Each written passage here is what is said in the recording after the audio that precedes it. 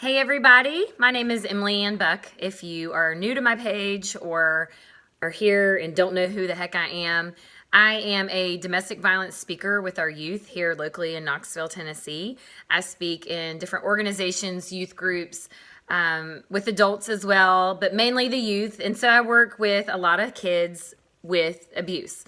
So I've been starting to get a lot of questions after I was able to represent Aaron's Law yesterday through Knox County Schools. And so I had a lot of you ask, well, what do I need to know? Like, I have a baby or I have a toddler. Can you give me any tips? Like, what is something that I can pass on to my children? So I wanted to come here. It might be in two parts. And so let's just go over some of these ways that we can help your kids to be low risk for sexual abuse and assault in their life. Heaven forbid anything ever were to happen to them. I come from a family of that. And I'm going to dive into a little bit of my story, not the story that's advertised here on Instagram all the time. But I do come from a family of sexual background. And what I mean by that is my mother, my aunt, my grandmother, they were all molested at different times in their life from a neighbor down the street, a boy babysitter. My mother has a heartbreaking story of the male babysitter coming and her seeing her parents pull out, down the street in the car, and she's looking out the window knowing what's going to happen. So it's run rampant in my family. I have another family member that was raped. I have several stories that I talked to high schoolers about. I'm not going to get into that today, but a similar story as well that I never talk about. And then, of course, the guy that I dated in high school. That's what I'm always talking about. So I want to jump right in to some stats. 1 out of every 6 boys and 1 out of every 6 girls will be victimized in their lifetime. And there are over 42 million survivors in America. And to put this into perspective, you can fill up Neyland Stadium over 400 times with the amount of abusers that we have in America. So that's pretty sad. And shockingly, 90% of the abusers are someone that your child knows, trusts, or loves. So it's not the creepy guy in the back alley most of the time. Yes, that can happen. Human trafficking is very real. But most of the time, 90%, it is somebody that you know or love. So I've got some notes here because I just wanted to make sure I had everything running fluently. And one thing you need to ask yourself, well, are your kids in preschool? Are they in daycare? Are they in school? Do they ride the bus? Do they play on the playground? Do they go to neighbors' houses? Do they have play dates with friends? Do they have slumber parties? If you are in that situation, then you have got to educate yourself on the signs that your child is experiencing this or the signs that possibly an adult is even grooming you. Yeah, I'll get to that. Okay, so first of all, most of the time the abuser is male. Yes, there are females. Usually if it's a female, there's just something very mental going on. And the signs of it being a female are already like all over the place. Red flag. You tend to notice it earlier. Now, the males, there are no stereotypes. There are no certain age, certain look, certain background or ethnicity, because it can be all across the board. It can be young, and we have 2 different types of abuse. We have an adult on a child, and then we have a youth on youth. So those are your 2 different types of abuse as far as that goes. All right, so if I haven't scared you yet, hopefully I'll be arming you with some knowledge that you can take home to your families today and talk to your children no matter what their age is, because guess what? A lot of parents are too scared to talk to their children, but it is never too early to talk to your child about people that can harm them or touching your body. So I'm going to give you 10 ways to be less vulnerable. Let me flip my notes here. 10 ways to be less vulnerable with your children. And the first one is talk about body parts early. I was having a conversation with my best friend not that long ago, and she'll know exactly what I'm talking about if she's watching this, where her mother-in-law was flipping out that he knew the word penis at 4 years old, flipping out that he knew the word penis and vagina. And she was like, oh my gosh, I feel like a terrible mom. Like, she's making me feel so bad. And I said, look, girl, you're doing the right thing, because the most important thing that you can do is teach real names to your children the minute they can say it, not wee wee and pee pee, because what's going to happen is that's what an abuser's going to use. They're going to use cute little words in their grooming process. So you need to be using penis and vagina and all the words, all of them. And I won't even jump into sex talk with your kids because I have not done that yet, but I've been training on myself on that for years. And I will tell you this, when the sex talk comes with your kids, you're going to want to know all the mechanical words of your body when explaining sex with your children, because in their little minds, it's not about passion. It's about how God made bodies to work together. And so you want your child at a young age to know penis and vagina. Say it with me, penis and vagina. There's nothing to be ashamed about those words. So make sure you're talking to your kids early and making them feel comfortable using those words so that they can come to you if something's going on. Okay, number 2, teach them that some body parts are private. They are private because they are not for everyone to see. Another term you can use is a bathing suit.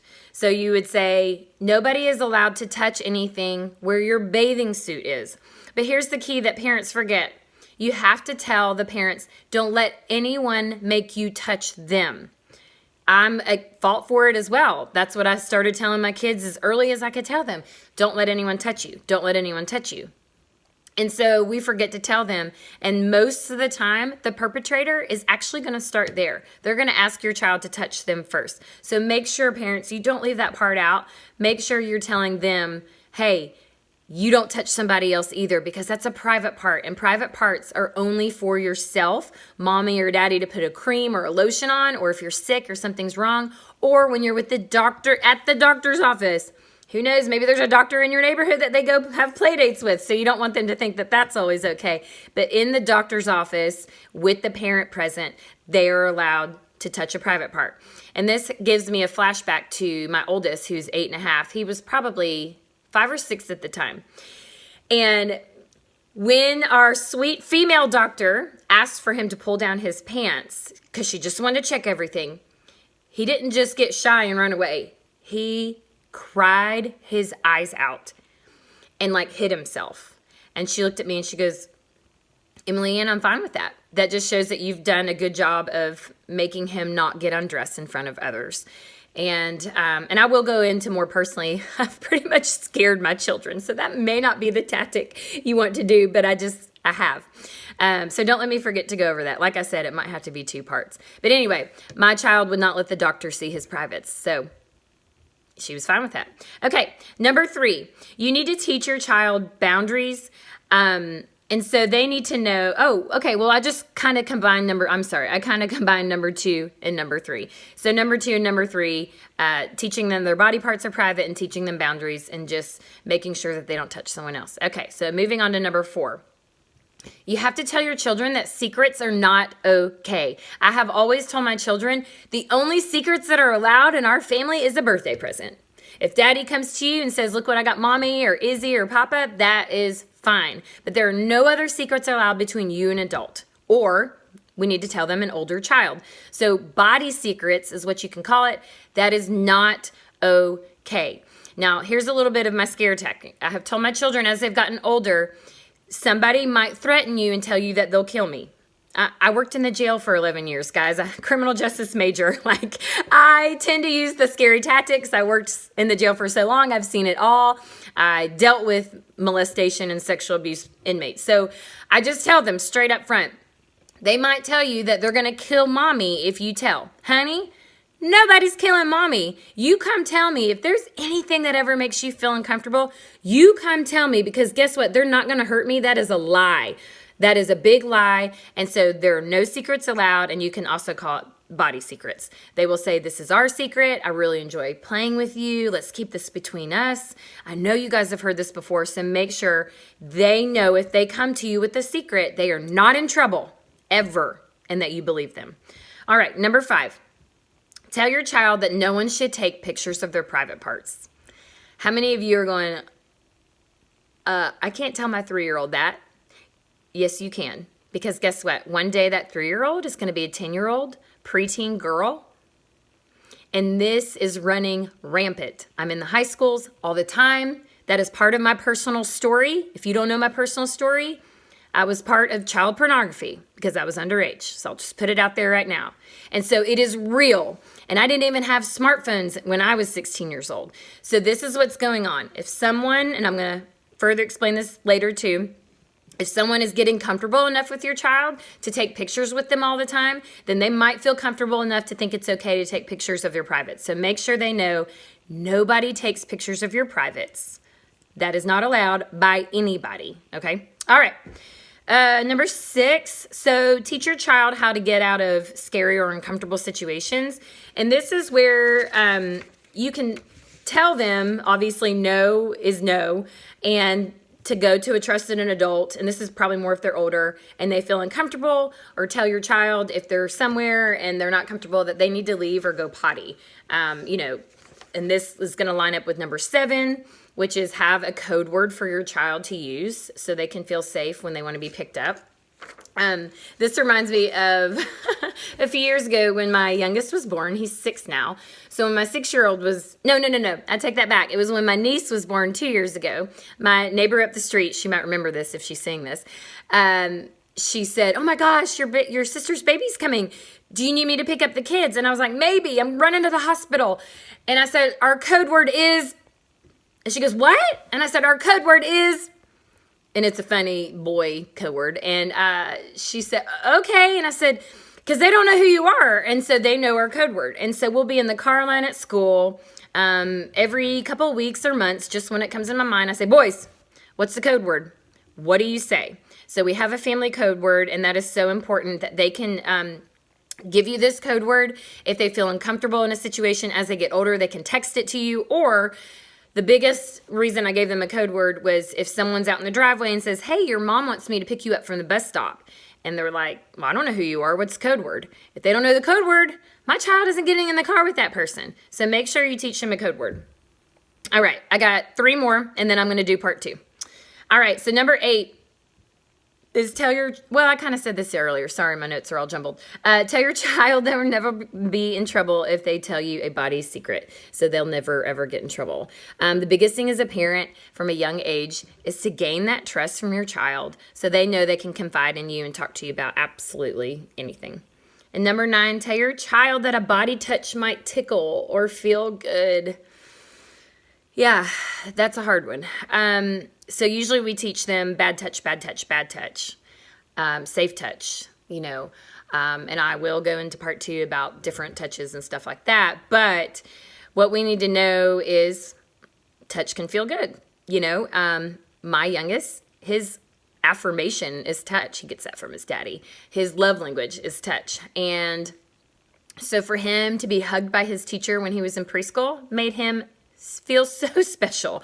And so he would probably be my vulnerable one in that sense. And so we need to teach them there might be a touch that makes you feel good or tickles you, but if it gives you anxiety, or we've laid out this groundwork with all these other things of nobody touching you but your mom or your dad or the doctor, then they should know that even though it kind of feels good, that is not okay. All right, and lastly, number 10, tell your child that these rules apply even with the people they know or with another child. So most children think a bad guy is, someone dressed all in black with a gun in the back alley or a monster under the bed. But that's not true, because what child in the right mind would be attracted to that?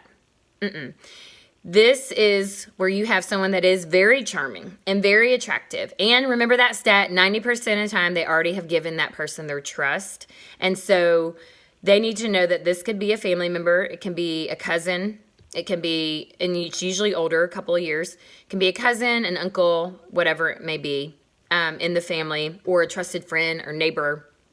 And so they need to know it's not just somebody scary driving by the house, picking them up off the street.